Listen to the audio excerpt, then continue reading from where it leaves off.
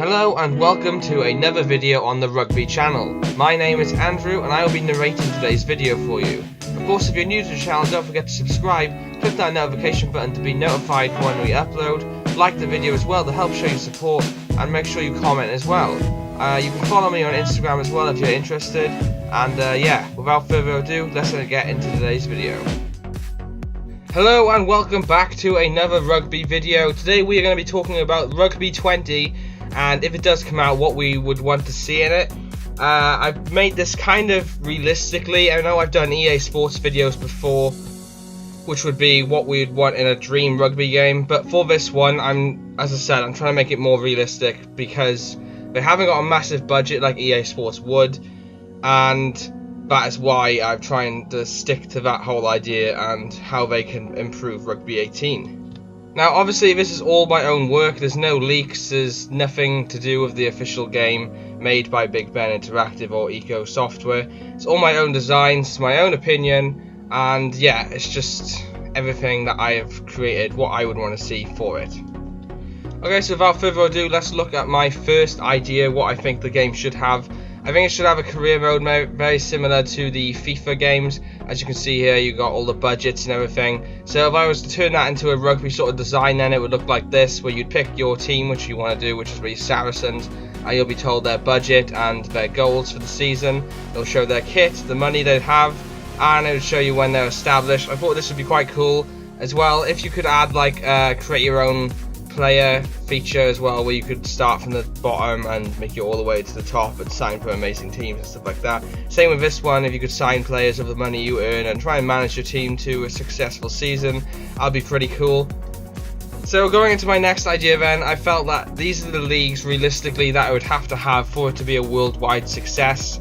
So as you can see, we've got the Guinness Six Nations, we have the World Cup. I mean, the World Cup is almost guaranteed to be in the game anyway, because they do it every World Cup year, they release a game. So that is basically going to happen, but with that one, I feel they have to have all the teams officially licensed. They can't just skip a few, because every team needs to be licensed. All the fans want their own country to be licensed on that game, so that is a massive thing they need to be doing. Super Rugby realistically needs to be on it as well, otherwise you're not really going to be able to cater to the Southern Hemisphere.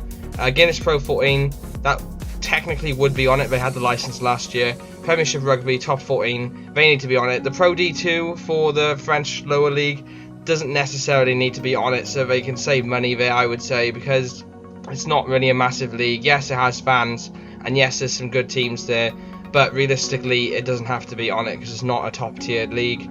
Then looking at it then as well, we have the Sevens Rugby.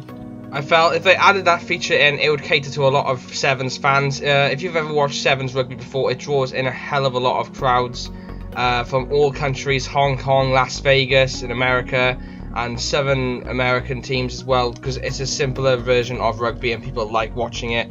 And then of course then there's the Major League Rugby then for America, which would cater to the American fans as well.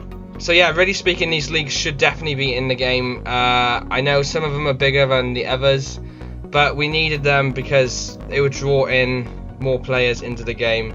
For example, the Sevens and the American teams as well as the Southern Hemisphere and Europe. Okay, so next up we're looking at is the rest of the world teams. So if you guys have played FIFA before, there's a rest of the world section usually where they don't have the licensed leagues for them, and they don't have all the other teams for that league either, but they have the best teams of certain leagues. So in this one we have Suntory Sungoliath, which is one of the most popular and most professional and successful teams in the Japanese league. So I felt that would be a massive money making thing if they could have that in the game. Brazil, they're up and coming to the rugby game, and they're looking decent enough, so I thought they should be in it. Spain, Germany as well. Those two didn't make the World Cup this time around, but they played well in the lower Six Nations tournament as well. Then we have a Tbilisi Lokomotiv, which is a Georgian professional team. It's a club level game obviously, and I felt they should be in it because they're the best of their country, and Georgia are a very passionate rugby nationality. And then finally then we have the Barbarians. I mean, the Barbarians has a lot of fans all around the world. They've been going for years, and they've had loads of legends play in that team, so If you had that as well, it would make it more interesting. I mean, you could have your team play the Barbarians, so it would be pretty cool. Okay, so next up, I thought the game doesn't necessarily need licensed stadiums.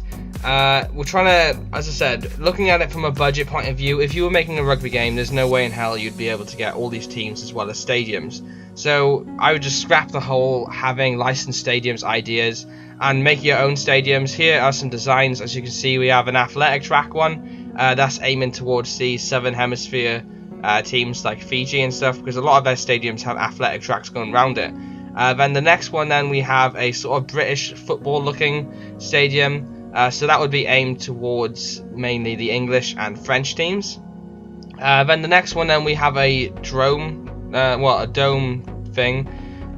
So it would be a circular, ovally shaped stadium. A lot of stadiums are like that all around the world, so I thought that would aim towards any nationality stadium as well as the Sevens rugby. The next one, then we would have a small little park stadium, sort of very similar to the Newport Gwent Dragons, Rodney Parade, or the smaller teams like Connacht from the Pro 14, as well as like Bristol Rugby and stuff like that.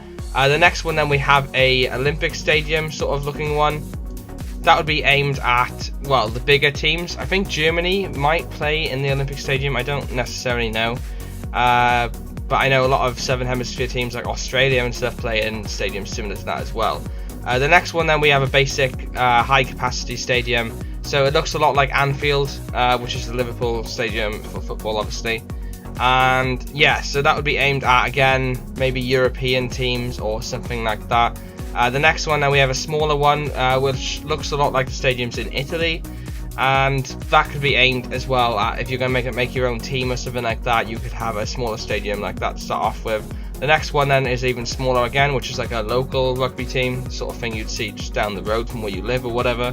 And then the final one then is a max capacity stadium, which would probably host like a World Cup final or something like that. I mean, that is thousands and thousands of seats there. Okay, so next up then are the last couple of features I want to go through. So I really feel this game should have its own soundtrack. It doesn't necessarily have to be big names. I know like FIFA has big names in it. They've had Bastille and Kasabian and stuff in the past. But I mean, there's nothing worse than playing a game with the same droning soundtrack on repeat going over and over. So I know it's only a small feature, but there's nothing stopping the developers or whatever getting a few little bands and doing a recording session and paying them a little bit. Or even for free. Some bands would probably do it for free, so they could easily do that. Then going into a fantasy team, that's what everybody wants to see. So being able to compete online with your fantasy team, buying contracts, selling players, picking up packs as well. They could easily do that. Camera angles, I feel that is a big thing as well. Personally, I prefer to be able to see from behind the player sort of point of view, whereas many other people prefer on the sidelines. So if they could have a camera angle where you'd have options as well, that would be a good thing. Looking at another thing then, which the Rugby 18 didn't have, was the weather and time.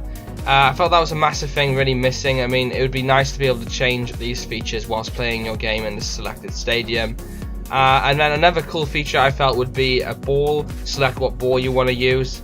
If you could do like replays or whatever you can do on football, that would be quite an interesting thing for this game, and then you'd be able to see your selected ball in the camera angles. It doesn't necessarily have to be licensed by Gilbert or whatever. They could just have different coloured rugby balls and just make it more cool. And then into our last two features, we have team creation, where you'd be able to make your own team, and then maybe you could put it into your exhibition match or whatever, whoever you decide to play. You could probably go into a kit creator, or if they couldn't do that, they could just have like kit designs and import a logo or something like that, like what Pro Evolution Soccer does. And then the final one, which everybody would want, would be customized controls, because not all the time everybody likes the controls which the developers have picked. So if you could calibrate your own controller to the controls that you wish to have or that you're more comfortable using, then I feel that would be a massive thing for the game as well. I mean, personally, I would probably prefer to have X as kicking the ball away, but on a PlayStation controller, whereas many other people might prefer, I don't know, circle or something like that. So I think that is a massive thing they need to do. Okay, so without further ado, that is going to be the end of today's video. Please make sure you leave a like, it shows your support, and I know a lot of people don't like the videos lately, so if you could go do that now, please, because it really helps the video show up in results so other people can see this video. If you could comment as well, let me know what features I might have missed, or your opinion on this video, or maybe you feel that something is missing or something should be changed in this video. Please let me know. As well, if you haven't already, please go ahead and subscribe. I upload videos every week, and yeah, they're really fun. We do loads of cool things like this. We've done stuff for the Six Nations as well, and we'll be doing stuff for the World Cup. It is a guaranteed at least one video every week, sometimes it's two. So please go ahead, if you're a rugby fan, go ahead and subscribe now and click the notification button on so you'll be notified whenever I upload. So yeah, please like the video, comment, subscribe. I've been Andrew, and I will see you in another one.